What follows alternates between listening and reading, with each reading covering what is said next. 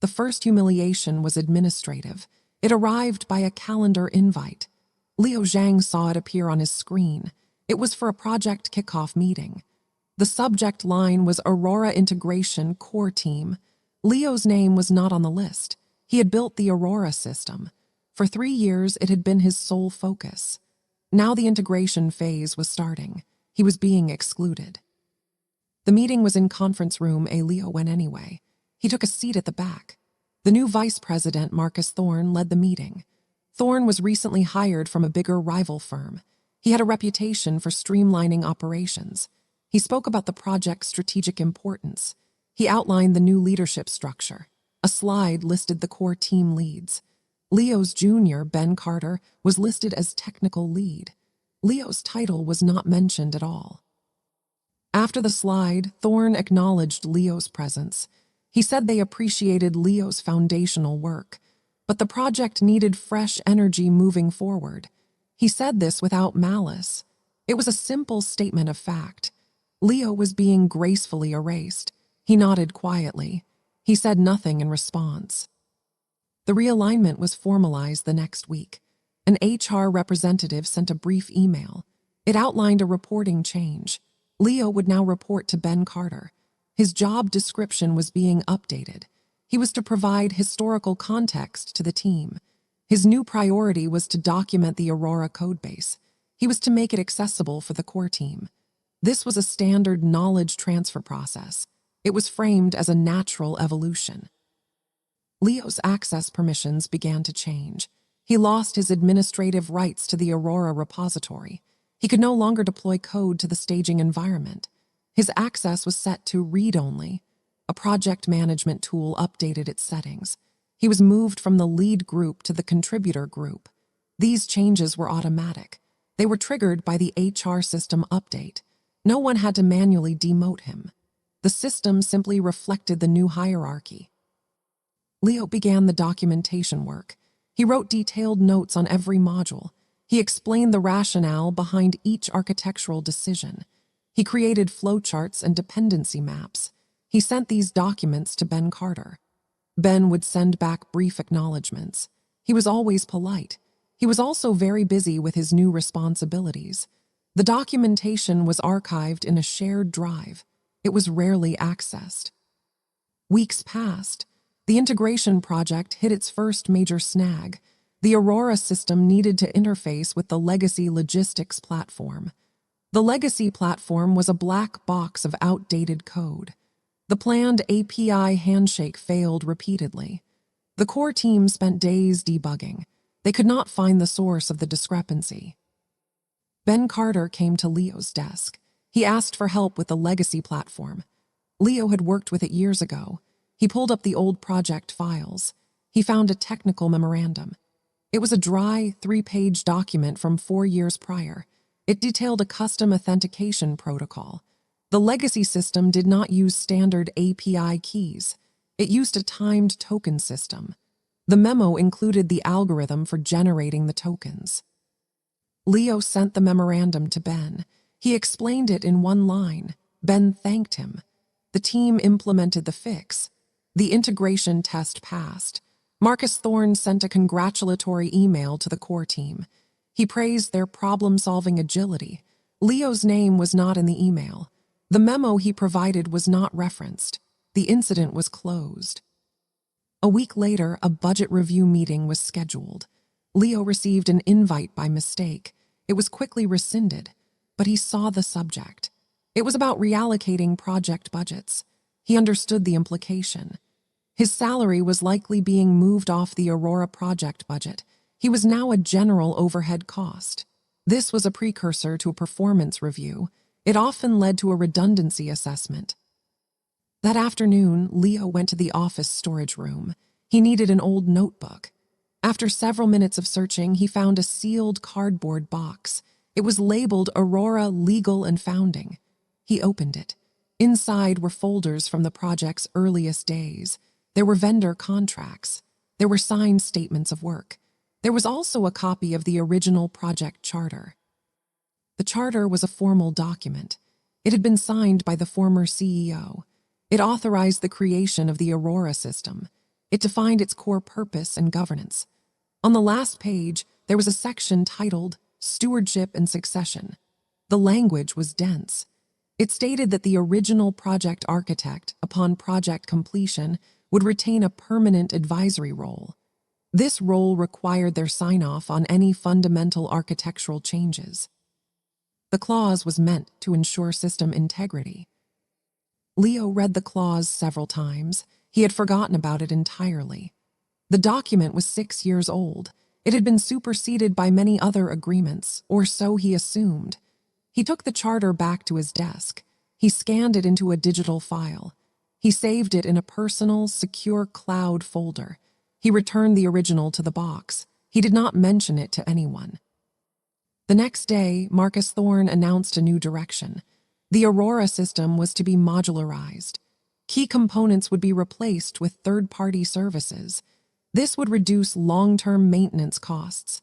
It would also increase development speed. The first module slated for replacement was the core authentication engine. This was the heart of the system. Leo had written every line of that code. An all-hands meeting was called. Thorne presented the new roadmap. He used terms like modernization and vendor leverage. He said it was a necessary evolution. The old ways of building everything in-house were over. He asked for everyone's commitment to the new vision. The room was quiet. People nodded. After the meeting, Leo went back to his desk. He opened the scanned project charter. He looked at the stewardship clause again. The clause did not define what a fundamental architectural change was. That definition was likely buried in another document. He began a quiet search. He did not use the company's main document management system. He used his local machine's archive. He searched for files from the same period as the charter. He found a folder labeled Definitions, Annex A. It contained a glossary. One entry was for fundamental architectural change. It listed 3 criteria. The replacement of a core security module was the first item on the list. Leo closed the files. He did nothing with the information. He continued his documentation work. He made his reports thorough and timely. He was the model of a cooperative employee. He offered no resistance. He showed no anger. Meanwhile, the procurement process began. The vendor for the new authentication module was selected. It was a company called SecureSphere. Their sales team gave a glossy presentation. Marcus Thorne was impressed. He championed their solution. A contract was drafted between the company and SecureSphere. It went to the legal department for review. Legal sent back a routine email. They asked for a list of internal stakeholders. They needed to confirm who had final sign-off for technical compliance. Marcus Thorne's office replied. They listed Ben Carter as the technical signatory. They listed Thorne himself as the business owner. The email chain was forwarded to several people for information.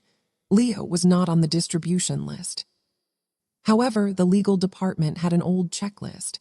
It was for technology contracts involving core systems. One step was to verify no legacy governance clauses were violated. A junior legal assistant, following the checklist, found the old project charter. She saw the stewardship clause. She sent a query to Marcus Thorne's executive assistant. She asked who the original project architect was for Aurora. She needed to confirm their sign-off for the clause. The executive assistant did not know. She forwarded the query to Ben Carter. Ben Carter did not know the clause existed. He replied that Leo Zhang was the original architect, but he assured legal that all technical decisions were now flowing through him. He suggested the clause was obsolete. He asked legal to proceed. The junior assistant was cautious. She emailed Leo directly. She attached the relevant section of the charter. She asked for a simple confirmation. She asked if he waived the sign-off requirement for the SecureSphere contract. Leo saw the email. He read it carefully. He did not reply immediately. He waited for 24 hours. Then he sent a one-line response. He stated he would review the technical specifications of the proposed change. He would provide his assessment as required by the governance document. He copied no one else on his reply.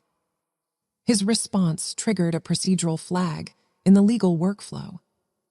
The system now showed the contract as blocked pending advisory review. An automatic notification went to the procurement team. They saw the delay. They alerted Marcus Thorne. Thorne was annoyed. He saw it as a bureaucratic hiccup. He called the head of legal. He explained the situation. He said an outdated clause was being invoked by a sidelined employee. He asked for a way to override it. The head of legal was a careful man. He said they had to follow the documented governance. To override it, they would need a formal board resolution. That would take weeks and require explaining why. The simpler path was to get the sign-off. Thorne instructed Ben Carter to handle it. Ben came to Leo's desk. He was friendly. He said the legal thing was just a formality. He asked if Leo could just sign off so the project could move forward. He said everyone knew Leo was the expert. He offered to have Leo consult on the integration later. Leo was calm. He said he would be happy to perform the review. He said it was his responsibility under the charter. He asked for the SecureSphere technical specifications and the integration design document. He said he needed them to make an informed assessment. Ben agreed to send them. He seemed relieved. He thought it was just about ego. He thought Leo just wanted to feel involved. Leo received the documents. They were hundreds of pages long. He began to read them. He took notes. He compared the proposed module's architecture to his original design. He identified several points of divergence. He did not yet say anything. He simply compiled his notes. A week passed. The procurement manager emailed Leo. She asked for an update on the review. The delay was causing a scheduling issue with SecureSphere. Leo replied. He said his review was ongoing. He noted that the documents were complex. He said he would provide his analysis by the end of the following week. His tone was perfectly professional. He was simply following a process. Marcus Thorne was not used to waiting. He was used to people complying with his timelines. He saw Leo's behavior as passive resistance. He decided to apply pressure. He instructed HR to schedule Leo's annual performance review. It was moved up by 3 months. The meeting was set for the following Monday. The implied message was clear. Leo's cooperation was now tied to his employment evaluation. Leo received the calendar invite for the performance review. He accepted it without comment. He continued his methodical review of the SecureSphere specifications. On Friday afternoon, he finished his analysis. He drafted a 2-page memorandum. It was a technical assessment. It listed 3 specific areas where the proposed module did not meet the original Aurora security standards. It referenced the company's own internal security policies by number. It did not say the change was bad. It simply stated the factual discrepancies. He saved the memo. He did not send it. The performance review was on Monday. He would wait. On Monday morning, Leo entered the small meeting room. His manager, Ben Carter, was there. A representative from HR was also present. The HR person opened the discussion. She said the company was evaluating all roles. She said they valued Leo's historical contributions, but they needed to ensure all team members were aligned with the new direction. She asked Leo to comment on his recent engagement. Leo spoke quietly. He said he had been focused on his assigned documentation duties. He said he was also completing a formal review for the legal department. He said it was a complex task requiring deep attention. Ben Carter interjected. He said the team really needed Leo to finalize that sign-off. He said the entire project timeline was at risk. He asked if Leo could please complete it today. Leo looked at him. He said the review was complete. He said he had prepared a memorandum with his findings. He said he could submit it to legal immediately. He asked if they wanted him to do that now. Ben and the HR person exchanged a glance. Ben said yes, that would be great. Just a simple approval so they could move on. Leo took out his laptop. He logged into his email. He attached the memorandum. He addressed it to the junior legal assistant. He copied Ben Carter and the procurement manager. He did not copy Marcus Thorne. He wrote a short, dry message. He stated that pursuant to the project charter clause, he had reviewed the specifications. He had identified technical discrepancies with internal policy. His assessment was attached. He did not explicitly approve or deny the change. He merely submitted his factual review. He hit send. The email whooshed away. He looked back at the HR person. He asked if they wished to continue the performance discussion. The room was silent for a moment. Ben was checking his phone. He had just received the email. He was quickly skimming the attached memo. His expression changed. He saw the list of policy violations. They were not minor. They were serious security standards. The HR person resumed the meeting. She said they would pause the performance review for now. She said they should let the legal and technical process play out first. The meeting ended awkwardly. Leo went back to his desk. He continued his documentation work as if nothing had happened. An hour later, the junior legal assistant forwarded Leo's memo to the head of legal. She highlighted the cited policy numbers. The head of legal had a background in compliance. He recognized the severity of one particular policy. It was a data sovereignty rule that carried significant liability if breached. He could not ignore the finding. He put a hard stop on the SecureSphere contract. He informed Marcus Thorne that the deal could not proceed until the technical concerns were resolved. Thorne was furious. He summoned Ben Carter to his office. He demanded to know why these issues were not caught earlier. Ben had no good answer. He had delegated the technical review to a junior engineer. That engineer had missed the policy nuances. Thorne told Ben to fix it. He had to work with SecureSphere to address the violations, then get Leo to sign off. Ben went to Leo. He explained the situation. He asked if Leo could work with him and SecureSphere's engineers to find a solution. Leo agreed. He said he was available to help. He joined a conference call with SecureSphere's technical team. He listened to their proposed fixes. He asked precise, technical questions. Their answers revealed deeper incompatibilities. It became clear that making the module compliant would require a major redesign. It would take months. The cost would increase significantly. After the call, SecureSphere's sales director sent an email to Marcus Thorne. He expressed concern about the project's scope. He said the requirements had shifted. He hinted that the current statement of work might need to be renegotiated. Thorne saw his budget and timeline crumbling. He blamed Leo for being obstructive, but he could not say that directly. Leo had only pointed out factual problems. He had done so in a calm, procedural manner. Thorne needed another way. He decided to nullify the power source. He would get the old project charter clause revoked. He went back to the head of legal. He asked for the process to amend the charter. The head of legal said it was a board-level document. Amending it required a vote by the board's technology committee. Thorne said to start the process, he would prepare a business case. The head of legal agreed to draft a resolution for the committee. He asked Thorne for the rationale. Thorne provided it. He wrote that the stewardship clause was an outdated artifact. It gave disproportionate authority to a single individual. It was hindering critical business modernization. He submitted the request. The board's technology committee met quarterly. The next meeting was in 6 weeks. The agenda was already full. The head of legal managed to add it as a supplementary item. He sent a packet of materials to the committee members. It included the original charter, Thorne's request, and a brief summary of the situation. One of the committee members was an old-timer.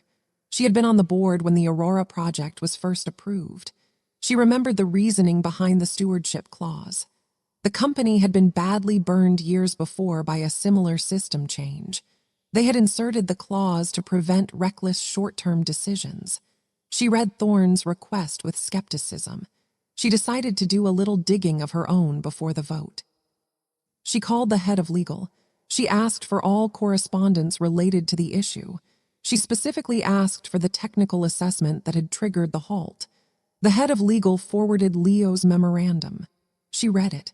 She then called the company's chief information security officer. She asked for a confidential opinion on the memo's findings. The CISO reviewed it. He confirmed the policy violations were serious. He said bypassing them would be a major risk. The board member now had a clear picture. A new VP was trying to rush a change. The change violated internal security policy. The only person stopping it was the original architect, using a clause designed for this exact purpose. The VP's solution was to remove the clause instead of fixing the problem. She found this concerning. She did not communicate her thoughts to Thorne. The process continued on its path. The committee meeting was still weeks away. Thorne assumed it was a mere formality. He told his team to begin planning for the post-charter world. He directed them to draw up new project timelines. These timelines assumed the SecureSphere contract would be approved within days of the committee's vote. Leo was aware of the committee request. The head of legal, following protocol, had formally notified him of the proposed amendment. Leo was given the right to submit a statement to the committee. He thanked the head of legal for the notification. He said he would consider providing input. He did not say what he would do. He now faced a deadline. The committee would decide the fate of his only formal power. If the clause was revoked, he would be completely exposed. Thorne could proceed with the vendor change. Leo's employment would then be terminated soon after. He had 6 weeks. He needed to find another document. He started with the SecureSphere contract itself. The procurement manager had accidentally shared a folder link with broad access. It contained all negotiation drafts. Leo had view-only access due to his earlier review. He scanned the documents not for technical specs, but for commercial terms. He found the payment schedule. It was structured with a large upfront payment. This was unusual for a software service. He also found the service level agreement. The penalties for downtime were minimal. The liability caps were extremely low. He noted these details. Then he reviewed the company's procurement policy. It was a dry internal document. It required competitive bids for contracts above a certain value. It required 3 independent quotes. He checked the contract value. It was far above that threshold. He searched the procurement folder for evidence of other bids. There were none. Only a single vendor selection justification memo. It was signed by Marcus Thorne. It claimed SecureSphere was a unique market leader. It claimed no other vendor could meet the requirements. This was a procedural violation, but it was minor. A VP could often justify a sole source contract. He needed something more substantive. He turned his attention to SecureSphere as a company. He did a public records search. He found their standard incorporation documents. He found a list of their directors. One name seemed familiar. He searched the name internally. It appeared in old expense reports. From 5 years ago, the person had been a mid-level manager at their company. He had left to join SecureSphere as a founding partner. This was not a crime. It was a normal career move. But Leo kept looking. He found the manager's old corporate credit card statements. They were part of an archived audit file. There were numerous charges for expensive dinners. The vendor listed was often a high-end restaurant. The business purpose was labeled client development. One of the clients listed was Marcus Thorne's previous company. Thorne had been a director there. The dinners occurred during a period when Thorne's previous company was selecting a vendor for a similar system. SecureSphere had won that contract. This was a pattern, not proof, but a pattern. Leo saved the records. He did not know if they were relevant. He simply archived them. His next step was to examine the integration design document more closely. He looked at the data flow diagrams. The new module would handle all user authentication. This meant it would process every employee's credentials. It would also handle customer login data for their web portal. The design called for data to be routed through SecureSphere's servers. Their servers were located in a different country. This was the source of the data sovereignty violation he had already cited, but he looked deeper. He checked the data privacy addendum in the contract. It had a clause about subprocessors. It stated SecureSphere could use subcontractors. They did not need to disclose them to the client. This was a major red flag. It meant user data could be sent anywhere, to any unnamed third party. This violated a more specific policy. It was the Global Data Transfer Policy. It required explicit mapping of all data subprocessors. He had missed this in his first review. He added it to his notes. He now had 2 serious policy violations and a potential conflict of interest pattern, but it was all circumstantial. He needed a trigger, a formal process to launch. He found it in the company's whistleblower policy. It was an anonymous reporting channel. It was managed by an external third-party firm. It was designed for reporting legal or policy violations. Reports went directly to the audit committee of the board, not to management. Leo could submit his findings there, but it would be a nuclear option. It would create an official investigation. It would also reveal his role. The system was supposed to be anonymous, but he knew patterns could identify him. He decided to wait. He would let the board committee process run its course. He would submit his statement to them first. It would be a formal, dry document. It would outline the technical and procedural risks. It would attach evidence. He spent 3 days drafting it. It was 10 pages long. It was written in flat, compliance-oriented language. It avoided accusations. It simply presented facts. It cited policy numbers. It referenced contract clauses. It attached the relevant documents. He submitted it to the head of legal for the committee packet. He used his right to provide input. The head of legal was obligated to include it. He saw the contents. He grew more concerned. He scheduled a call with Marcus Thorne. He told Thorne about Leo's submission. He said it was detailed and concerning. He advised Thorne to reconsider the vendor choice. He suggested running a proper competitive bid. Thorne refused. He said Leo was a disgruntled employee. He said the submission was retaliation. He told legal to proceed with the committee vote. The head of legal had no choice. He forwarded all materials to the committee. The packet now contained Thorne's request to revoke the clause, and Leo's document arguing why the clause was still needed. The committee would see both sides. 2 weeks passed. Leo continued his daily work. He was a ghost in the office. People avoided him. They knew he was in a silent war with Thorne. They did not want to take sides. His documentation tasks were now ignored. No one asked him for anything. Ben Carter tried to bridge the gap. He invited Leo for coffee. He said the situation was getting out of hand.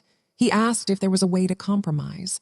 Could Leo approve a pilot project instead of a full replacement? Leo listened. He said his concerns were about policy compliance, not the vendor. He said if the policy violations were resolved, he would sign off. He said the ball was in SecureSphere's court to fix their design. Ben relayed this to Thorne. Thorne saw it as more obstruction. The design changes would cost time and money. SecureSphere was now pushing back harder. They threatened to walk away if requirements changed again. Thorne decided to escalate internally. He went to the CFO. He presented the business case for the SecureSphere deal. He focused on cost savings. He did not mention the policy violations. He said a single employee was blocking progress. He asked for support to override the clause via the board committee. The CFO was a numbers person. He liked the projected savings. He agreed to support Thorne's position. He would speak to the board committee chairman. This was a significant shift. The committee chairman valued the CFO's opinion. The balance of power was tipping against Leo. The committee vote was in 2 weeks. Leo could sense the change. The head of legal stopped returning his emails. The procurement manager was openly hostile. She blamed him for her missed deadlines. Leo prepared his final move. He reviewed the whistleblower policy one more time. He saw that reports could be submitted anonymously, but they could also be submitted on the record. If submitted on the record, the policy forbade retaliation. It was a stronger protection. He decided to submit his report on the record, but not yet. He would wait for the committee's decision. If they revoked the clause, he would submit the report immediately after. The investigation would then freeze any contract signing. It would also scrutinize Thorne's actions. It was a risk. The company could still fire him, but the whistleblower policy promised protection. He did not fully trust it. He needed insurance. He looked at his employment contract. He had a standard severance clause. It required 12 weeks' pay if terminated without cause. It was not a large sum, but he also had a clause about intellectual property. It stated that any inventions he created were the company's property, but it had an important exception. It excluded inventions he developed entirely on his own time, without using company resources. He had a personal project, a small software tool for code analysis. He had built it years ago. He had never used it for company work. He had never even mentioned it. He checked the dates on his personal code repository. They predated his employment at the company. He made sure the records were clear. This was not about revenge. It was about having a fallback. If he was fired, he could develop that tool into a product. It was a slim hope, but it was something. The days counted down. He received the final agenda for the Board Technology Committee meeting. His name was listed as an interested party. He was not invited to attend. The meeting would be held via video conference. The decision would be made in a private session. The night before the meeting, Leo worked late. The office was empty. He finished his documentation file. He saved it and closed his laptop. He looked at the dark monitor. He thought about nothing in particular. He felt no anger, only a cold clarity. He left the office. The next morning, he worked from home. He waited for an email. It arrived at 4:17 p.m. It was from the head of legal. The email was addressed to him and Marcus Thorne. It copied the CFO and the HR director. It stated the Board Technology Committee had reached a decision. They had voted to retain the stewardship clause in the project charter. They found the arguments for its continued relevance compelling. They encouraged the business and technical teams to work together to resolve the compliance issues. Leo read it twice. He had won this round. The clause remained. His authority was intact, but the email's tone was icy. It said the committee expected a resolution within 30 days. They asked for a joint plan from Thorne and Zhang. They wanted the compliance gaps closed or a new vendor selected. They framed it as a collaborative path forward. This was not a victory. It was a command. He and Thorne were now forced to work together under a 30-day deadline. The pressure was now shared, but the animosity was now official. A minute later, a second email arrived. It was from Marcus Thorne. It was sent only to Leo. It was one line. It requested a meeting in Thorne's office at 9 a.m. the next day to discuss the path forward. Leo replied with one word, confirmed. He then opened his whistleblower report file. He did not send it. He saved it. He would keep it ready. The 30-day clock had started. Thorne would not collaborate. He would look for another way to eliminate the problem. Leo was sure of it. The next meeting would define the new battlefield. The procedural fight was over. The personal one was about to begin. The meeting was not in Thorne's office. It was in a small, windowless conference room. Thorne arrived with Ben Carter. Leo was already seated. Thorne did not sit. He stood at the head of the table. He placed a single sheet of paper in front of Leo. It was a project plan, a 30-day plan. The title was Aurora Compliance Resolution. It listed tasks. The first task was for Leo to provide detailed technical requirements to SecureSphere. The final task was for Leo to provide sign-off. Thorne spoke calmly. He said the board wanted a solution. He said he was assigning Ben to manage the daily work. Leo would work through Ben. All communication with SecureSphere would go through Ben. All deliverables would be submitted to Ben. Thorne said this was to ensure efficiency. Leo looked at the plan.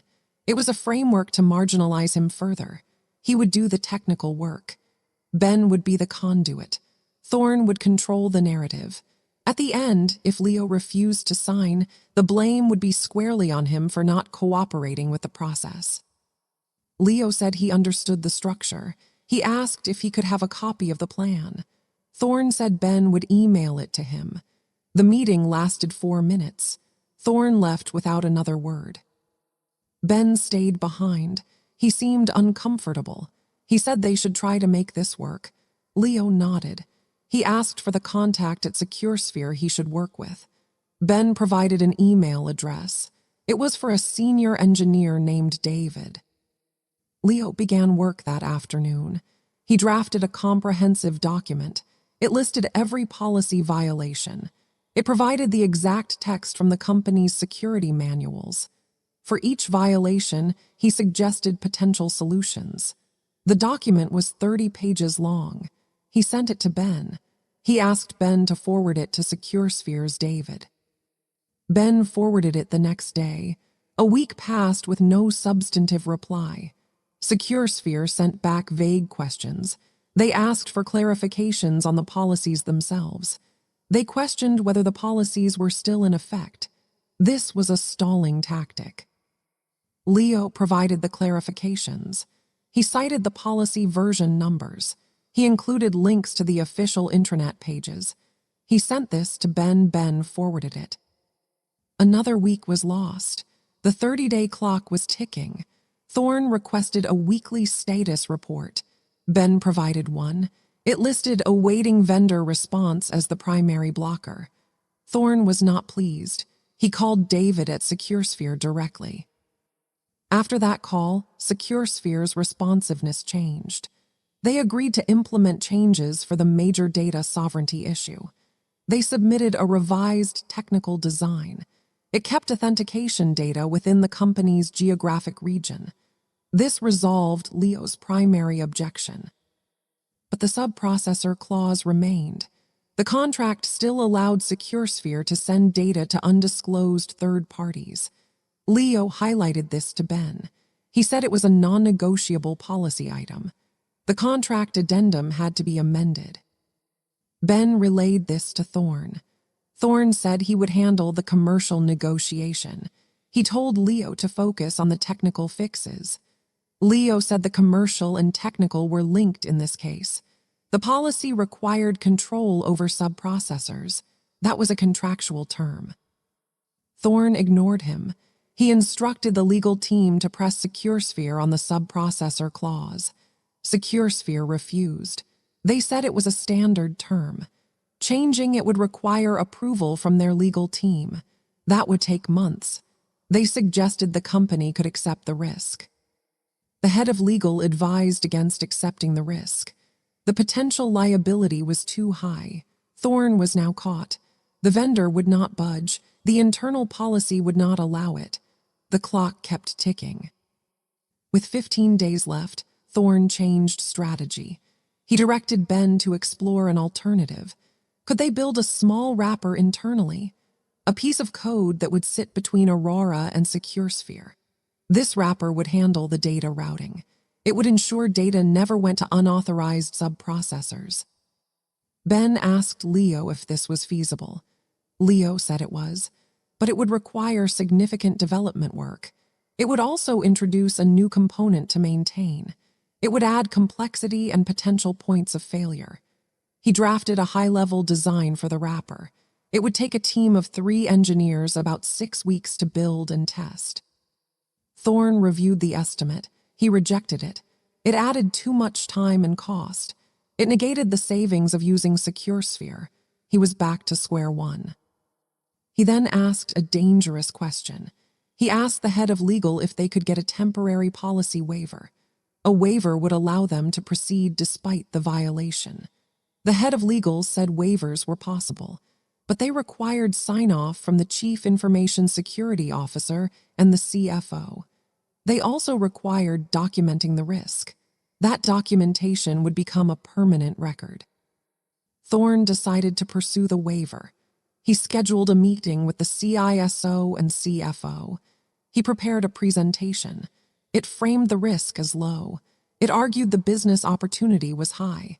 He did not invite Leo or Ben to the meeting. The waiver meeting happened behind closed doors. Leo learned about it from an email thread.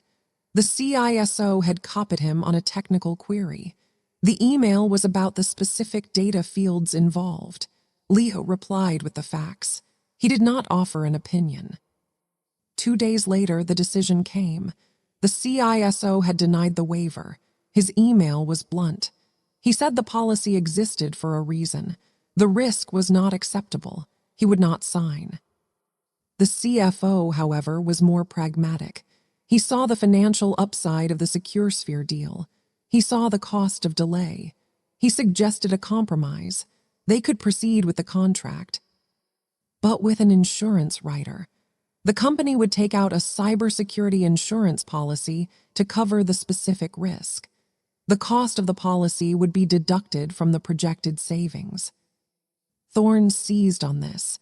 He directed procurement to get insurance quotes. The quotes came back high, very high. The premium for 1 year was almost equal to the entire first-year savings from the SecureSphere contract. The business case was now crumbling. The numbers no longer worked. Thorne had spent weeks of political capital. He had nothing to show for it. The 30-day deadline was now 1 week away. He called an emergency meeting with his direct reports. Ben Carter was there. Leo was not invited. Thorne vented his frustration. He said they needed a way to discredit the policy objection or to discredit the person making it. One of his reports, the head of marketing, made an offhand comment. She said all these policies were based on Leo's interpretation. What if his interpretation was wrong? What if the subprocessor clause was actually compliant? They just needed a second legal opinion. Thorne liked this idea.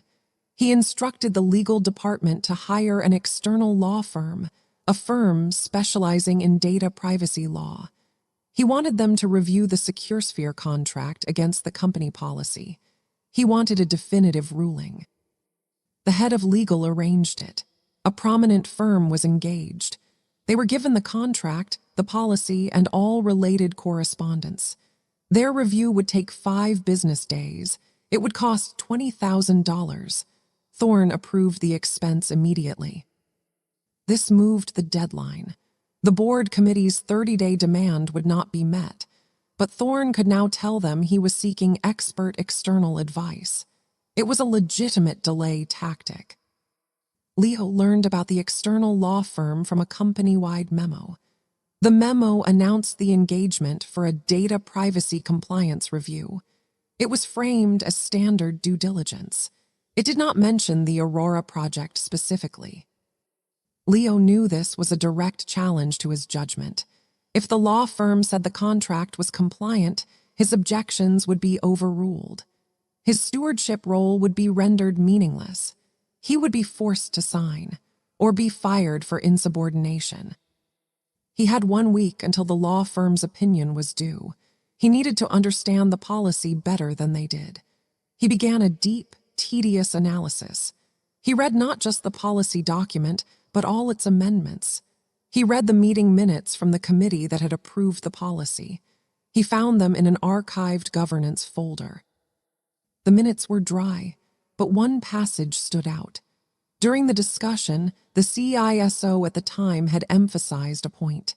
He said the policy was designed to comply with a specific European regulation, not the well-known GDPR, but a lesser-known directive. It was about data transfers for critical infrastructure. Leo researched that directive. It was indeed obscure. It applied to financial and logistics data. The company fell under its scope because of its shipping operations. The policy was written to map directly to that directive's articles. He then examined the SecureSphere contract's data privacy addendum again. It claimed compliance with GDPR, but it made no mention of this other directive. This was the gap. The external law firm might focus on GDPR, They might miss the other directive entirely. He compiled a new memorandum. It was concise. It linked the internal policy to the specific European directive. It showed that the SecureSphere contract did not address it. Therefore, the contract violated the policy. The policy was not just an internal rule. It was a compliance requirement with a foreign regulator. This changed the stakes. Violating the policy could mean violating a foreign regulation. That could lead to fines. It could lead to the company's shipping license being suspended in Europe. This was a business-ending risk for a logistics firm. He did not send this memo to anyone. He held it. He waited for the external law firm's opinion. The opinion arrived on a Friday afternoon. It was sent to the head of legal, who forwarded it to Thorne. Thorne read the summary first. It stated that, in the firm's view, the SecureSphere contract was substantially compliant with relevant data privacy laws, including GDPR. It noted the subprocessor clause was industry standard. It recommended the company could proceed, accepting a low to moderate risk. Thorne was elated. He forwarded the summary to the CFO and the CISO. He said the expert analysis was in. He requested the CISO reconsider his waiver denial based on this new opinion. He copied the head of legal and Ben Carter. The CISO replied an hour later. He was not convinced. He said the external firm's scope was limited to general privacy law. It did not address the company's specific internal policy, which was stricter. He said his denial stood. Thorne was furious. He wrote a sharp reply. He questioned the purpose of hearing experts if their advice was ignored. He copied the CEO on this email. He was escalating. The CEO was a busy man. He rarely delved into project details. He saw the conflict between his VP and his CISO. He saw a project stalled. He sent a brief directive. He asked the head of legal, the CISO, and Thorne to meet and resolve this. He wanted a decision by Monday. This was it. The final decision would be made in a closed-door meeting between three powerful people. Leo would have no voice in it. The CISO was his only ally, and his authority was being challenged. Leo knew he had to act before that meeting. It was Friday evening. The meeting was set for Monday at 10 a.m. He drafted a new email. He addressed it to the CISO and the head of legal only. He did not copy Thorne. He attached his new memo about the European directive. He wrote a 2-sentence message. He stated that this regulatory angle appeared to have been missed in the external review. He submitted it for their consideration in advance of the Monday meeting. He sent the email at 7:04 p.m. He then logged off for the weekend. He did not check for replies. The CISO read Leo's email on Saturday morning. He was at home. He read the attached memo carefully. He immediately recognized its significance. He forwarded it to the head of legal. He asked for an urgent call. They spoke for 30 minutes. The head of legal reviewed the European directive. He agreed with Leo's analysis. The policy was not just an internal rule. It was a regulatory shield. Violating it had real legal consequences. The external law firm had not been asked to review this directive. Their opinion was incomplete and therefore flawed. The CISO and the head of legal now had a unified position. They had a solid legal reason to block the contract. It was no longer a dispute about internal policy interpretation. It was a matter of regulatory compliance. This was a much stronger argument. On Monday morning, the three men met in the CEO's conference room. Thorne arrived confident, armed with the external legal opinion. He began by reiterating the business case. He said the external experts had validated the approach. The CISO interrupted him. He said new information had come to light. He referenced the European directive. He said the SecureSphere contract did not comply with it. Therefore, proceeding would expose the company to regulatory action in Europe. He said the risk was no longer moderate. It was severe. Thorne was taken aback. He said this was the first he was hearing of this. He asked why this wasn't part of the earlier reviews. The head of legal said the connection was recently clarified. He said it was a complex area of law. Thorne demanded to see the analysis. The CISO shared Leo's memo. Thorne read it quickly. His face tightened. He saw Leo's name at the top. He realized the source. He called it a last-minute sabotage attempt. He said Leo was manipulating obscure regulations to kill the project. The CISO remained calm. He said the regulation was real. The risk was real. He said as CISO, he could not in good conscience approve the waiver. He said the project must find a compliant vendor or a compliant solution. The head of legal supported the CISO. He said the board would not accept a known regulatory violation. Thorne had lost. The alliance between legal and security was too strong. He had no more moves. The Monday meeting ended with a firm decision. The SecureSphere contract was dead. The project would need a new path. An hour later, a formal email went out from the head of legal. It was sent to the project team and the board committee. It stated that after further review, the SecureSphere option presented unacceptable regulatory risk. The procurement process would be terminated. The company would reinitiate a search for a compliant solution. It thanked all parties for their work. For Leo, this should have been a moment of relief. His technical judgment had been vindicated. The bad contract was stopped, but he felt no satisfaction. He read the email at his desk. He knew what it meant.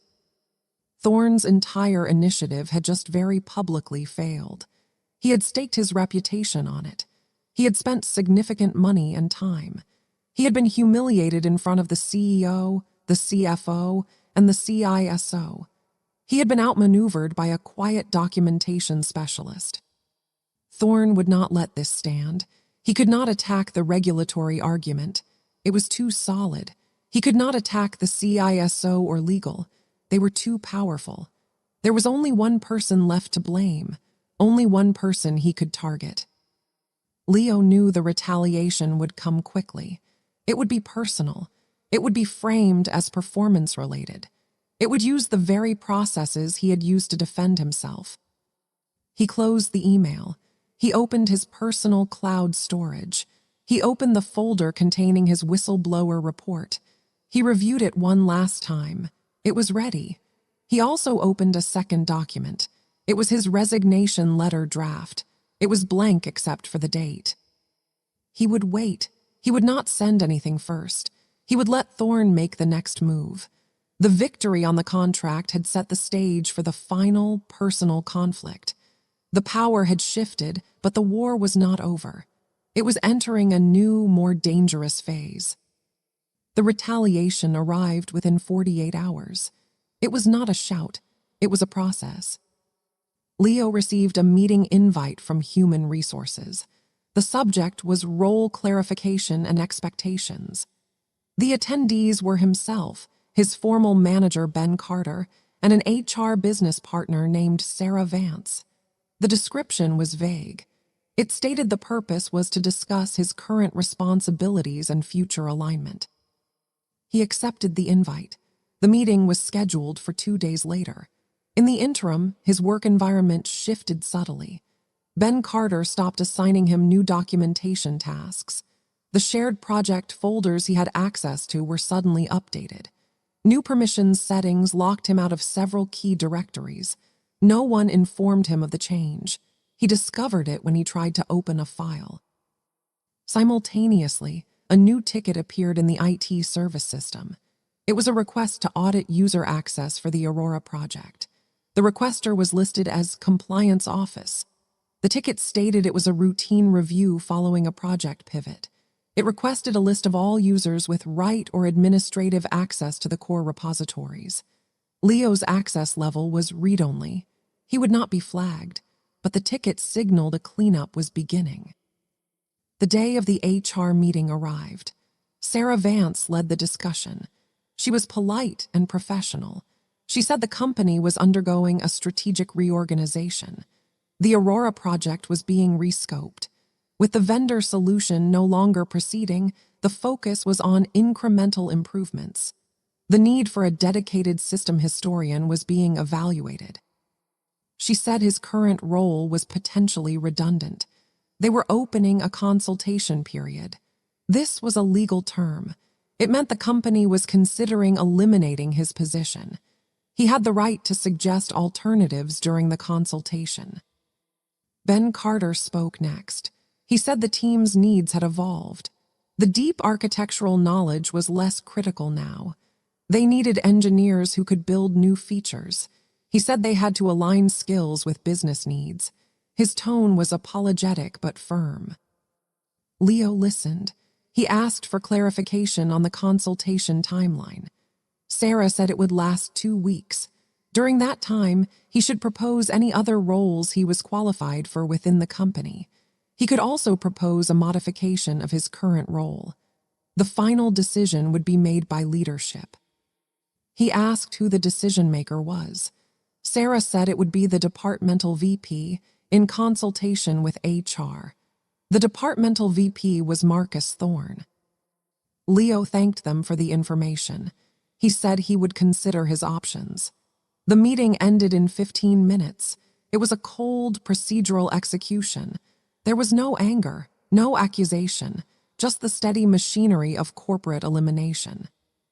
He returned to his desk. He had 2 weeks. He knew searching for another internal role was futile. Thorne would block any transfer. His only path was to contest the redundancy itself, to prove his role was still necessary.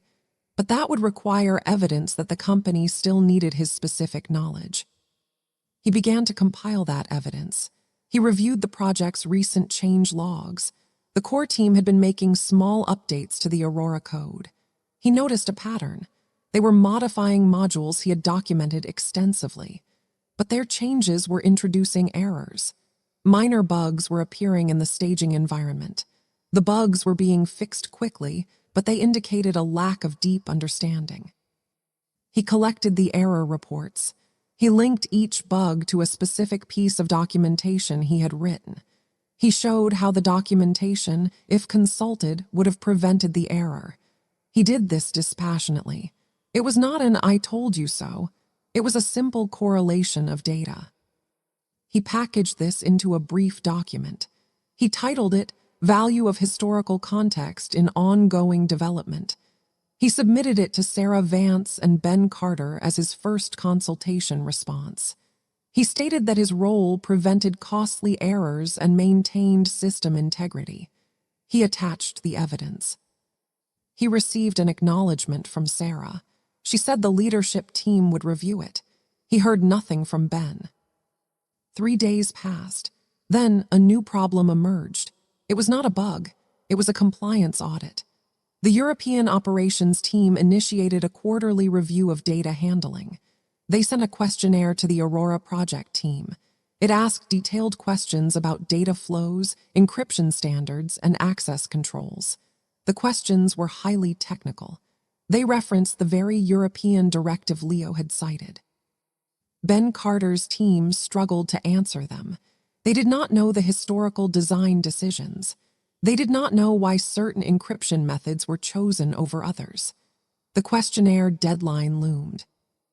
Ben came to Leo. He asked for help with the audit. He said it was urgent. Leo agreed to help. He spent 2 days writing comprehensive responses.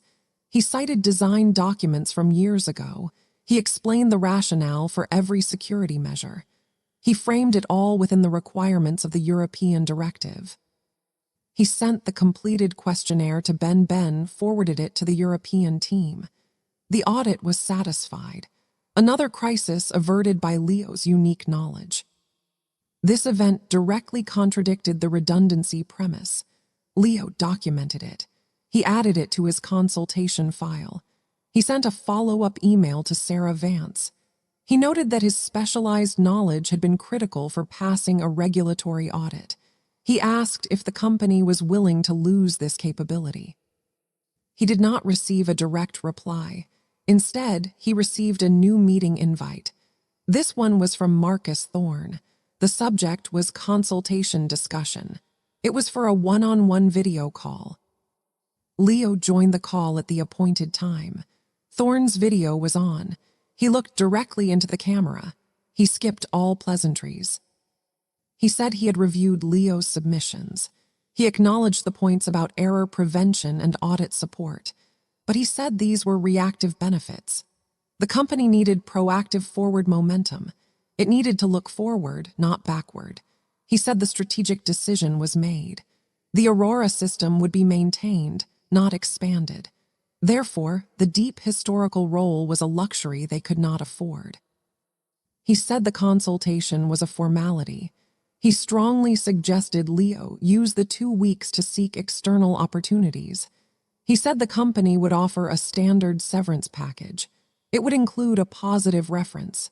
He said it was the best path for everyone. Leo was silent for a moment. Then he asked a single question.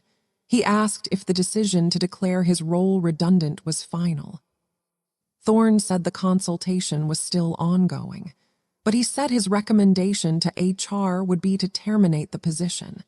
He said it was a business necessity. Leo thanked him for his clarity. The call lasted 4 minutes. Thorne had shown his hand. The process was a sham. The outcome was predetermined. After the call, Leo opened his whistleblower report file. He had planned to use it if fired, but now he saw a different opportunity. The report was about the SecureSphere contract and the potential conflict of interest. Submitting it now would look like retaliation. It would be dismissed as the act of a disgruntled employee. He needed the report to be seen as separate from his personal situation. He needed it to arrive from a context of pure procedure. He had an idea. The company's audit committee met quarterly. Their next meeting was in 10 days. The committee reviewed whistleblower reports as a standard agenda item. He could time the submission so it arrived just before that meeting. It would be processed through the normal channel. His redundancy consultation would be a separate, parallel process. But he needed more. The conflict of interest evidence was thin. It was circumstantial. He needed something concrete to trigger a mandatory investigation. He turned his attention back to the procurement process. He requested all emails and documents related to the SecureSphere vendor selection. He used a clause in the data access policy that allowed employees to request documents related to their work.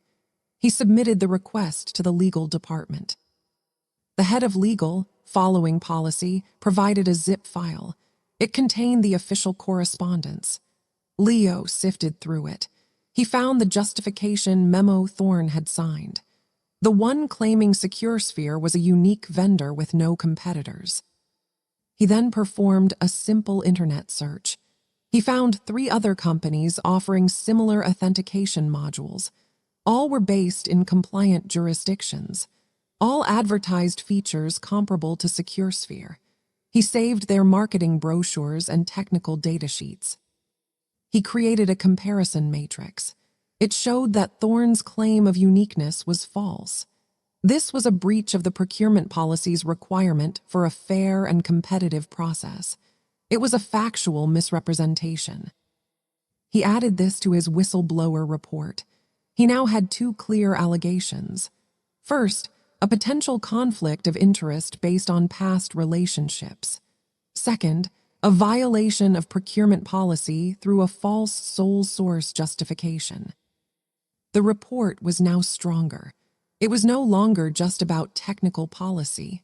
It was about financial governance and potential misconduct. He saved the report. He did not submit it yet. He waited for the audit committee agenda to be published internally. It was published 5 days before the meeting. The last item was whistleblower report review. The timing was right. He logged into the anonymous reporting portal, but he did not submit anonymously. He chose to submit on the record. He entered his employee ID. He attached his report and all supporting evidence. He wrote a brief summary. He stated he was reporting suspected violations of company procurement policy and potential conflicts of interest. He cited the relevant policy numbers. He clicked Submit. A confirmation screen appeared. It stated the report had been received. It would be forwarded to the audit committee and the head of internal audit. It stated that retaliation against the reporter was prohibited. It was done. The machinery of governance was now engaged. It would grind slowly but independently. He logged out. The next day, he received an automated email from the internal audit system. It acknowledged receipt of his report. It gave it a case number. It said he might be contacted for further information. It reiterated the non-retaliation policy. He printed the email and saved it in a physical folder. He then continued his normal work. He acted as if nothing had changed. 2 days later, the head of internal audit, a woman named Priya Sharma, called him. She asked to meet in person. She said it was a preliminary discussion. He agreed. They met in a neutral meeting room. Priya was all business. She said she was reviewing his report. She asked a few clarifying questions. She focused on the procurement policy violation. She asked how he had obtained the comparison data on other vendors. He said it was from public sources. She asked why he believed the sole source justification was false. He pointed to the matrix. She took notes. She did not ask about the conflict of interest allegation. She said that part of the report required further review. She thanked him for his time. She reminded him of the confidentiality of the process. He agreed to keep it confidential. As he left the meeting, he saw Marcus Thorne walking down the hall with the CFO. They were deep in conversation. They did not see him. The consultation period entered its final 3 days. Leo received a formal email from HR. It requested his final proposal for role alternatives. He replied that he had submitted his proposal earlier. He reiterated that his current role was critical for error prevention and regulatory compliance. He attached the audit success evidence again. He received a terse reply. It said his input had been noted. The decision would be communicated by the end of the week. The audit committee met on Thursday. Leo was not privy to the discussions. On Friday morning, he received 2 emails almost simultaneously. The first was from HR. Sarah Vance wrote that after careful consideration, leadership had decided to proceed with the redundancy of his position. His employment would terminate in 1 month. He would receive the standard severance package. He was to begin the handover process immediately. The second email was from the head of internal audit, Priya Sharma. It was marked confidential. It stated that based on preliminary findings, his whistleblower report had merit regarding the procurement policy violation. It would be escalated to a formal investigation. The conflict of interest allegation required more evidence and would be explored as part of that investigation. She thanked him for his report. He read both emails several times. The first email was his expected defeat. The second email was the seed of a delayed consequence. The 2 processes were now running on separate tracks. One had concluded against him. The other was just beginning, and it targeted Thorne. He replied to HR, acknowledging the termination notice. He said he would comply with the handover requirements. His tone was neutral. He then packed his personal items into a small box, a photo of his family, a coffee mug. He left the box in his desk drawer. He was not leaving yet. He had a month of handover. The following Monday, the formal investigation into the SecureSphere procurement began. Priya Sharma's team requested documents from Thorne's office. They interviewed members of the procurement team. They did not interview Thorne yet. They were building their case. Thorne became aware of the investigation quickly. Internal audit requests were hard to hide. He knew the source. He knew Leo had filed the report just before being made redundant. He would frame it as vindictive. But the factual claim about the sole source justification was hard to dismiss. It was a clear policy breach. Thorne's response was to go on the offensive. He instructed his assistant to gather all of Leo's performance reviews. He looked for any past discrepancies. He wanted to build a case that Leo was a poor performer. This would undermine his credibility as a whistleblower. But Leo's performance reviews were uniformly positive until the last 6 months. The recent reviews were neutral, noting his shift to documentation duties. There was no history of insubordination or error. Thorne then focused on the handover process. He instructed Ben Carter to make it rigorous. Leo was to document every single system interaction. He was to record video sessions explaining complex code. The workload was immense, designed to be punishing. Leo accepted it all. He created the videos. He wrote exhaustive manuals. He worked long hours. He was the model of a compliant employee facing termination. Meanwhile, the internal audit investigation reached a preliminary conclusion. They found that the procurement policy had indeed been violated. The sole source justification was not supported by evidence. There were other qualified vendors. This was a clear breach. They drafted a finding. They also looked into the conflict of interest. Their preliminary review found the past dinners between Thorne's associate and SecureSphere's founder. But they found no evidence Thorne had received any personal benefit from the SecureSphere contract. The connection was noted as a potential perception issue, but not a proven violation. The head of internal audit, Priya Sharma, prepared her report. It would go to the audit committee and then to the CEO and the board. A finding of a procurement policy violation by a senior VP was a serious matter. It would likely result in a formal reprimand. It could impact Thorne's bonus. It would stain his record. Thorne learned the draft findings through his network. He was furious. A reprimand would cripple his authority. He decided to fight it. He requested a meeting with the CEO and the head of audit. The meeting was scheduled. Thorne planned to argue that the policy breach was minor, that it was done to accelerate a critical project, that the whistleblower was a disgruntled employee seeking revenge. He would accept a slap on the wrist. He would move on. The day before that meeting, a new document surfaced.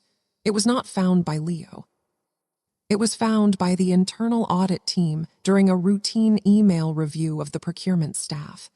It was an email from a SecureSphere sales executive to their internal team. It was forwarded by mistake to the company's generic procurement email address. The subject line was "Closing the Thorne deal." The email discussed the deal structure. It mentioned the large upfront payment. Then it contained a single line.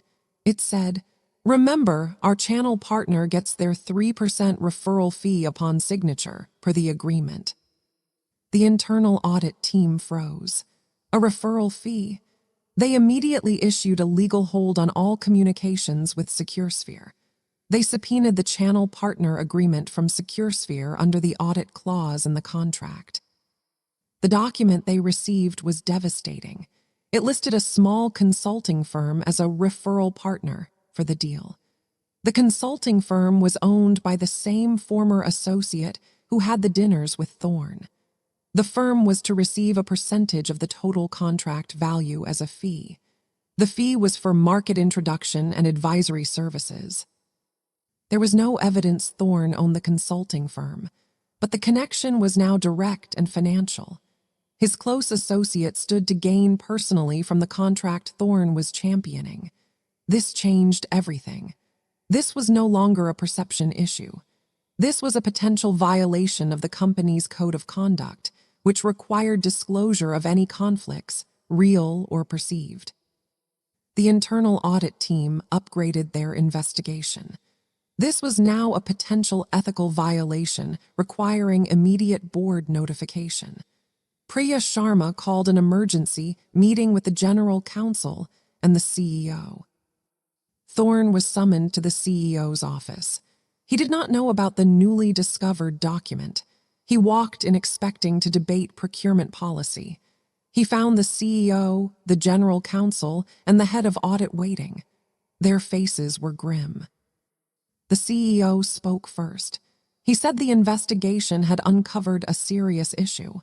He asked Thorne if he was aware of a referral fee arrangement related to the SecureSphere contract. Thorne's confusion was genuine. He said he knew of no such fee. The general counsel showed him the channel partner agreement. They showed him the name of the consulting firm. They asked if he knew the owner. Thorne recognized the name. His face paled. He said the person was an old professional contact. He said he had no knowledge of any fee arrangement. He said he had not disclosed the relationship because he saw no conflict. The person was not a direct vendor. His explanation was weak. The code of conduct was clear about disclosing any relationships that could be perceived as a conflict. He had failed to disclose.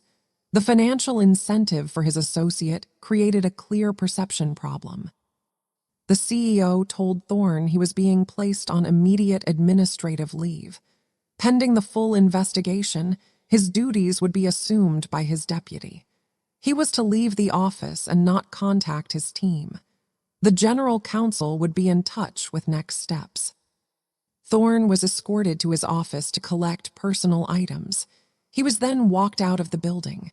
The news spread through the company within the hour. The VP who had been untouchable was suddenly gone. Leo learned about it from a company-wide announcement. The email was carefully worded. It stated Marcus Thorne was taking a leave of absence for personal reasons. An interim leader was appointed. It wished him well. Leo sat at his desk. He felt nothing. The machinery he had set in motion had worked. It had worked better than he had planned. The discovery of the referral fee was pure chance. It was the consequence of Thorne's own decisions, amplified by an audit process. His phone buzzed. It was a message from Ben Carter. It said, "Can you come to my desk?" Leo went over. Ben looked shaken. He said the interim VP wanted to meet with Leo. Tomorrow morning, first thing. Ben didn't know what it was about. He said everything was in chaos. Leo said he would be there. He returned to his desk. His termination was still active. His handover was still required. Thorne's fall did not automatically save his job. The redundancy process had its own momentum. But the landscape had changed entirely. The person who had initiated his termination was now under investigation. The interim VP might see things differently, or not. It was impossible to predict. He closed his laptop for the day. He left the office. The sun was setting. He did not look back at the building. The procedural war was over. The final sequence would be about the cold, administrative aftermath, the cleanup, the quiet resolutions, the absence of victory.